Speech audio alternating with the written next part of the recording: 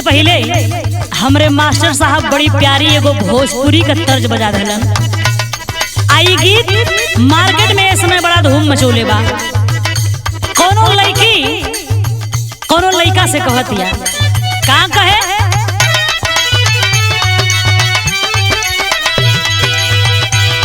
हम पहनले बानी नए का जमाना के ड्रेस,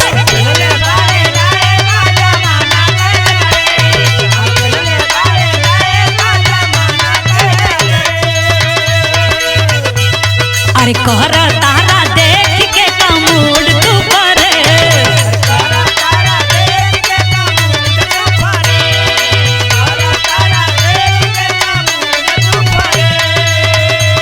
हम पहनले बानी नए का जमाना के ड्रेस, और कहरा तारा देख के का मूड तू करे। त लइका कहे, ए दिल्ली वाली तू ही लाल किला हऊ का, ए दिल्ली वाली तू ही लाल किला हऊ का, तोहर आँख नीला नीला बा तू सिला हऊ का, तोहर आँख नीला नीला बा तू सिला हऊ का।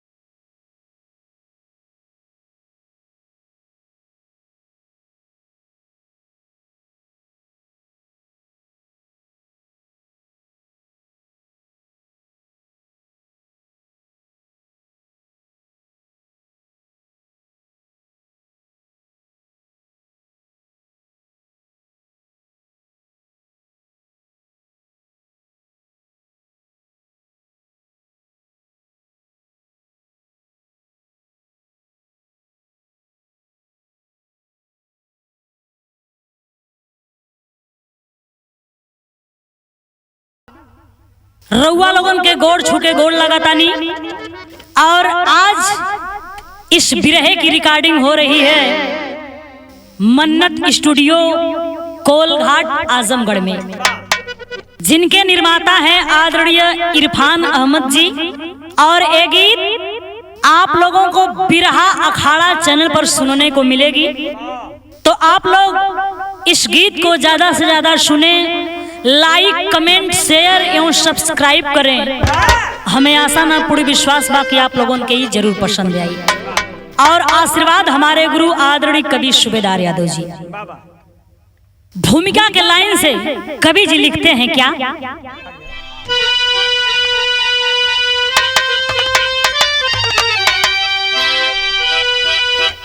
किनारा फैल 400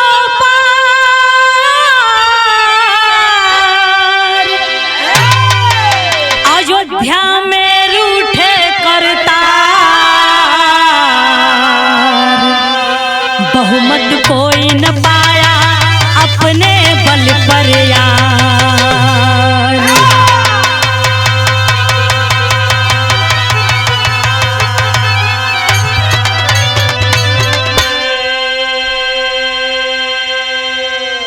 किनारा फैल 400 पार, अयोध्या में रूठे करतार, बहुमत कोई न पाया अपने बल पर यार। मैं सलाम करती हूँ आदरणीय कवि सूबेदार यादव जी को। साथियों, मैं बताना चाहती हूँ कि कोई भी पार्टी हो या किसी भी पार्टी का नेता हो, चुनाव में मतदाताओं को अपनी ओर आकर्षित करने के लिए अपने अपने ढंग से अपनी अपनी बातों को लोग रखते हैं। इसमें तो कोई बुराई नहीं है, लेकिन मीडिया के लोगों ने जो चुनाव में खेल खेला है, 400 पार का नारा जो लगाया है, उसका हश्र क्या हुआ ये तो आप लोगों के सामने ही। अगर इसी तरह मीडिया वाले बेलगाम होते गए तो कभी कहेंगे 600 पार 600 पार 600 पार 600 पार भी चिल्लाने लगेंगे। इसलिए कहनाम है बिरहा में गजल का अंदाज बा मास्टर कैसे,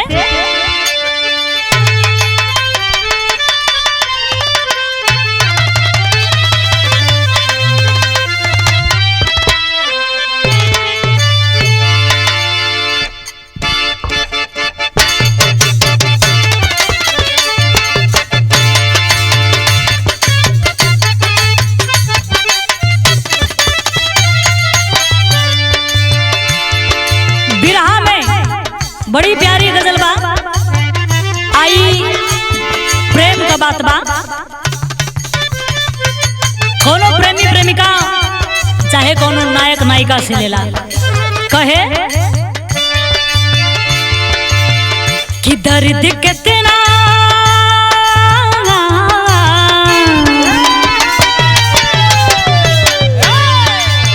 हो, दर्द कितना प्रीतिया में होला,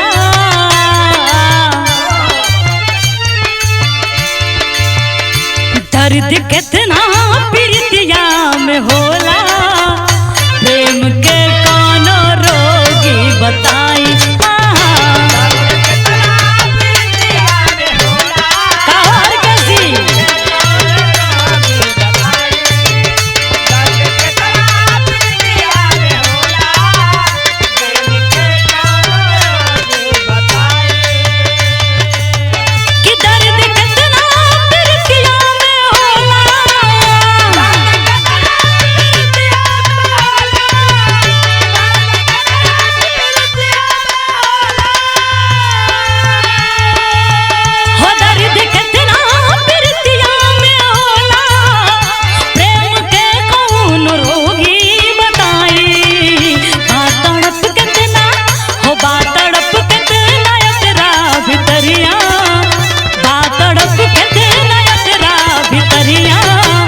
बात सबका समझ में न आई। क्या बात है?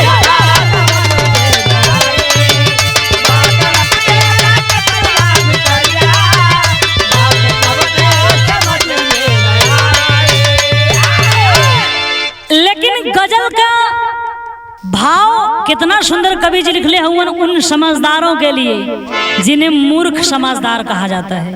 कैसे कि मूर्ख होने में कुछ ना खराबी, हो मूर्ख होने में कुछ ना खराबी, धूर्त कहलाना जग में बुरा है।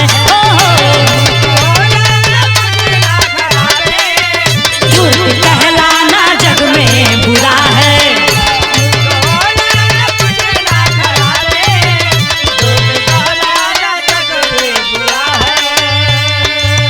कि मूर्ख होने में कुछ ना खराबी,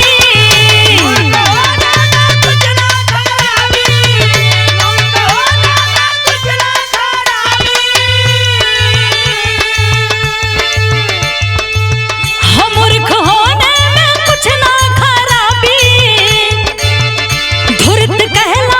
जग में बुरा है,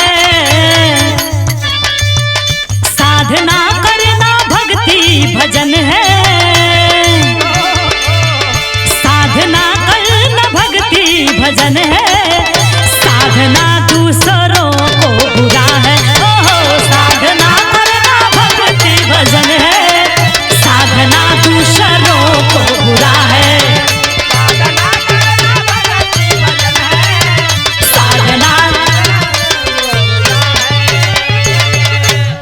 कवि जी लिखते हैं कि साधना करना भक्ति भजन है, साधना दूसरों को बुरा है।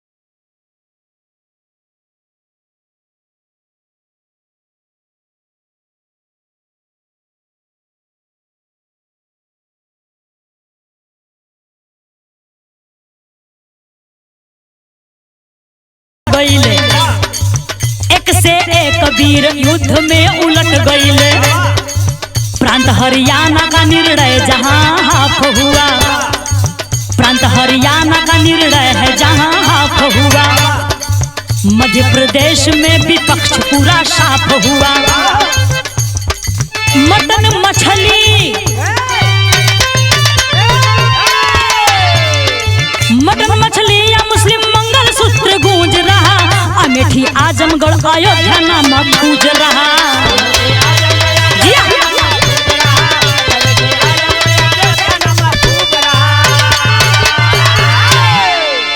साथियों, इस चुनाव में एक से एक शब्दों के बाण चलाए गए। जैसे आप लोगों ने सुना ही होगा मीडिया के माध्यम से, फेसबुक के माध्यम से, यूट्यूब के माध्यम से कि मौ से मछली, मौ से मुस्लिम, मौ से मंगलसूत्र और मौ से मटन। उसी तरह से जनता ने भी अ से अमेठी, आ से आजमगढ़, अ से अयोध्या पर अपना फैसला सुना दिया और दिखा दिया। मतदाताओं का फैसला ही सर्वशक्तिमान है। हमारे यहाँ आजमगढ़ में कुछ लोग विधि का विधान भी बदलना चाह रहे थे, लेकिन हो नहीं पाया। अंजाम क्या हुआ आप लोगों के सामने है। लेकिन सबसे विचित्र बात अयोध्या के चुनाव को लेकर है। कौन सी बात? बिरहा में तर्ज बदल गई मास्टर।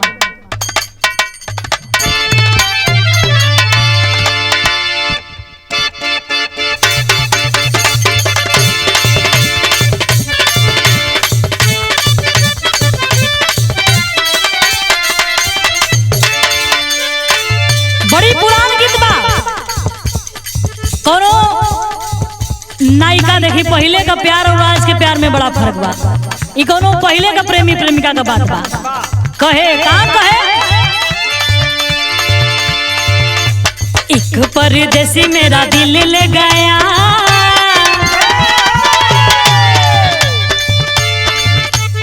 एक परदेसी मेरा दिल ले गया, मध्य मध्य अखियों में आंसू दे गया। क्या बात है?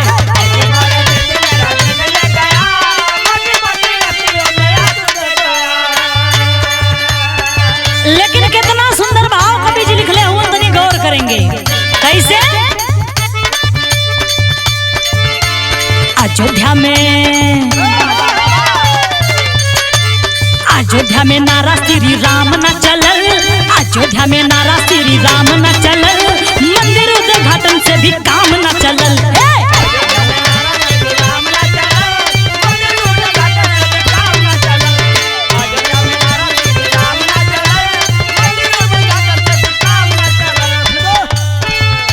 अयोध्या में भी नारा श्री राम ना चलल और मंदिर उद्घाटन से भी काम ना चलल। एक बात और मैं कहना चाहती हूँ, क्या 50,000 से लल्लू सिंहार हो, अयोध्या प्रसाद जीत गइले यही बार हो।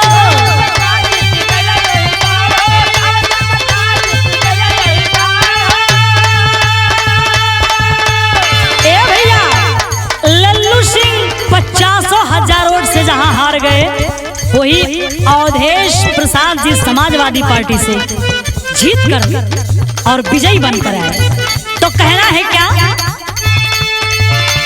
50,000 से लल्लू सिंह हार हो, अवधेश प्रसाद जीत गइले यही बार हो।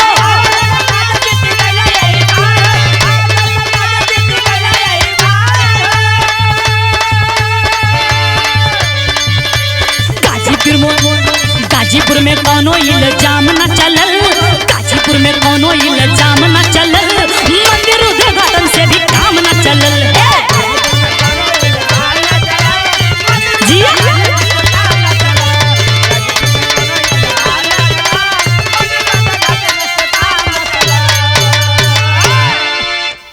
बाबू, जिस अयोध्या में मंदिर उद्घाटन पर महीनों तक फोकस चलता रहा, मीडिया वाले तमाम फोकस करते रहे, बड़ाई करते रही, ये होगा वो होगा। पूरे विश्व की नजरें टिकी थी नजारा देखने के लिए। उसी अयोध्या में लोगों ने दिखला दिया कि जनता की अदालत ही सबसे बड़ी अदालत हुआ करती है। साथियों, इस चुनाव में अगर किसी को बहुत फायदा हुआ तो उस पार्टी का नाम है समाजवादी पार्टी। यहाँ बिरहा में तर्ज बदल गई। कैसे मास्टर?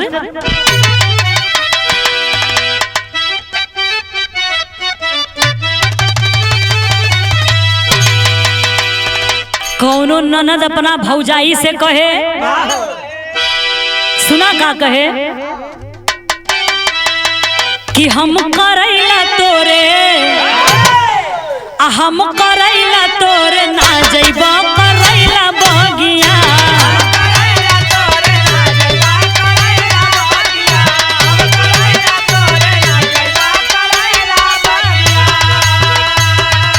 ओही रे करैला बगिया बरया गाछ करवा डेरवा डारैला नदी, डेरवा डारैला नदी, एगो बीरवा देखाई के जनवा मारैला नदी। अरे वाह!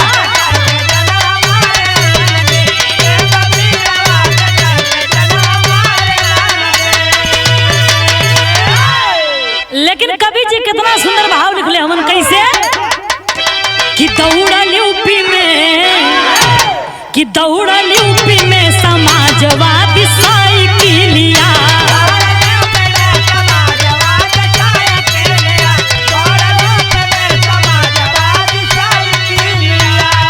बड़ बड़ लोगन के टाइट भइल हुलिया, बड़ बड़ लोगन के टाइट भइल हुलिया, दौड़ल यूपी में समाजवादी साइकिलिया।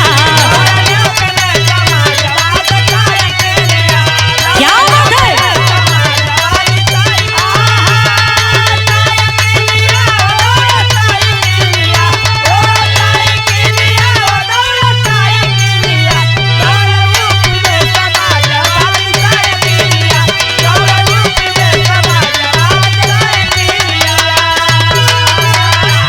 कि मैनपुरी कन्नौज बदायूं जीत गईले, अब मछली शहर जौनपुर में झंडा लहराइले।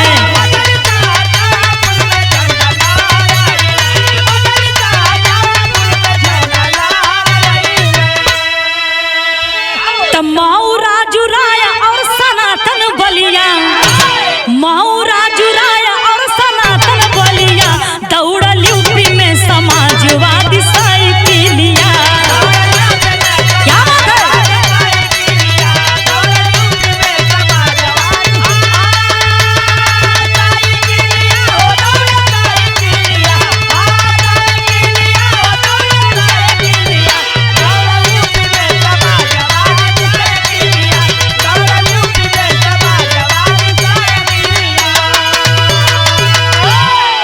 अरे बाबू, सब मिलाकर के समाजवादी पार्टी का बहुत बड़ा फायदा हुआ। अब जैसे बलिया जिला से सनातन पांडे जी, मऊ जिला से राजू राय जी, आजमगढ़ जिला से धर्मेंद्र यादव जी, सब मिलाकर 37 सीटों पर समाजवादी पार्टी ने विजय हासिल किया। तो टेरी की लाइन में कहना है कैसे कि अरे समीक्षा कब साकेत पर होई,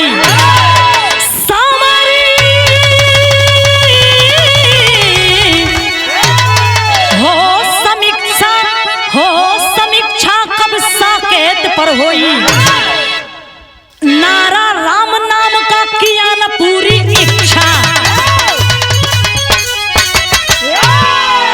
नारा राम नाम का किया न पूरी इच्छा, समीक्षा कब साकेत पर हुई।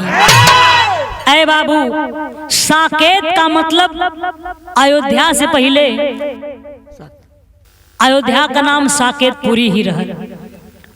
एक बात और बता दूं दोस्तों, मैं कोई भी गीत गाती हूँ विनोद भैया, तो YouTube और मीडिया से जो सच्चाई निकल कर आती है उसे ही मैं गाती हूँ, क्योंकि मैं हवा में तीर चलाना बिल्कुल भी पसंद नहीं करती। जहां तक मेरा अपना विचार है कि अयोध्या की सीट पर भारतीय जनता पार्टी के वरिष्ठ नेताओं को बैठाकर समीक्षा करनी चाहिए कि कहां कमी रह गई। और इस चुनाव में अगर सबसे ज्यादा किसी को नुकसान हुआ है जितेंद्र भैया, तो वो बीएसपी पार्टी को हुआ है। ये तो आप लोग जान ही रहे हैं कि सबसे ज्यादा नुकसान अगर किसी पार्टी को हुआ है तो बहुजन समाज पार्टी को हुआ है। और ये समझने वाली बात है, विचार करने वाली बात है।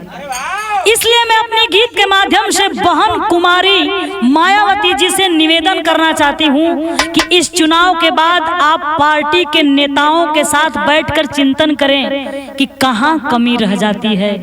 अगर इसी तरह लगातार हार होती रही तो बीएसपी के मतदाताओं का हौसला टूट जाएगा और आपके वोटर बिखर जाएंगे। वैसे छोटा मुंह बड़ी बात, मेरी इतनी औकात नहीं है कि हम आप जैसे महान नेताओं को समझा सकें।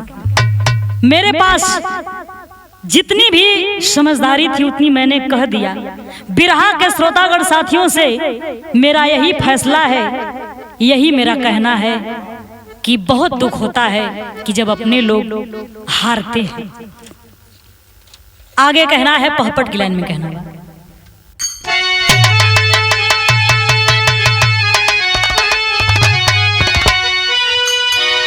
कि अरे जोड़ तोड़ में सब नेता जुटल चुनाव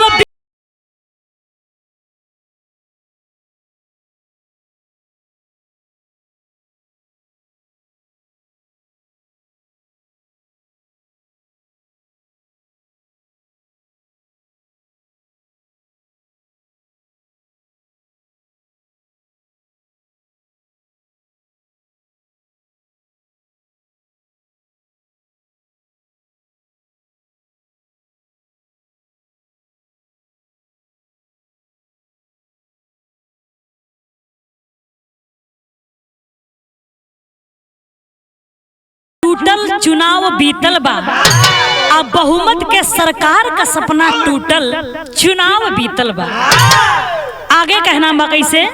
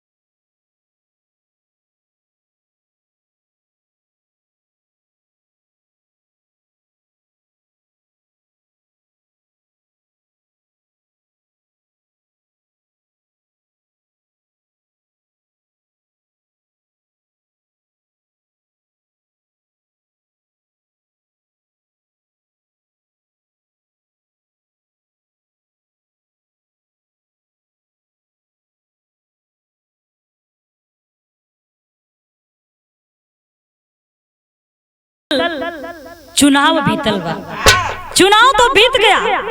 बहुमत ना मिलने के कारण दोनों तरफ से जोड़ तोड़ की प्रक्रिया शुरू हो गई।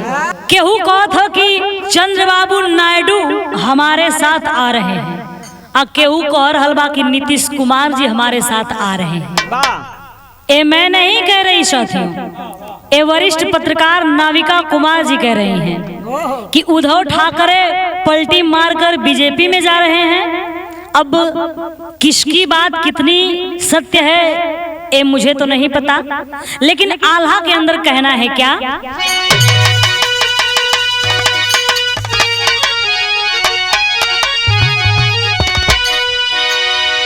कि अरे आज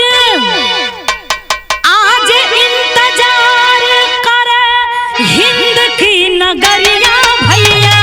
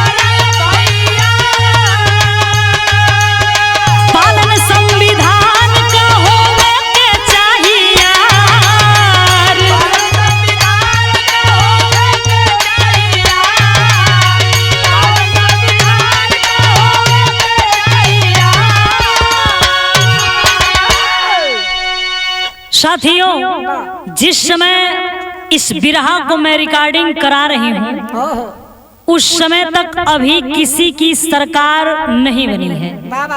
दोनों तरफ से सरकार बनाने की भरपूर कोशिश हो रही है।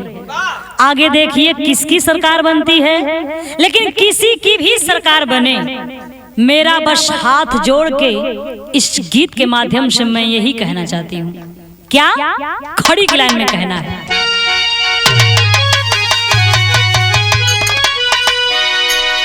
कि अरे कभी कामना हिंदू मुसलमान से चली, ए बाबू कभी कामना हिंदू मुसलमान से चली, तब देशवा चली तो बाबा जी के संविधान से चली।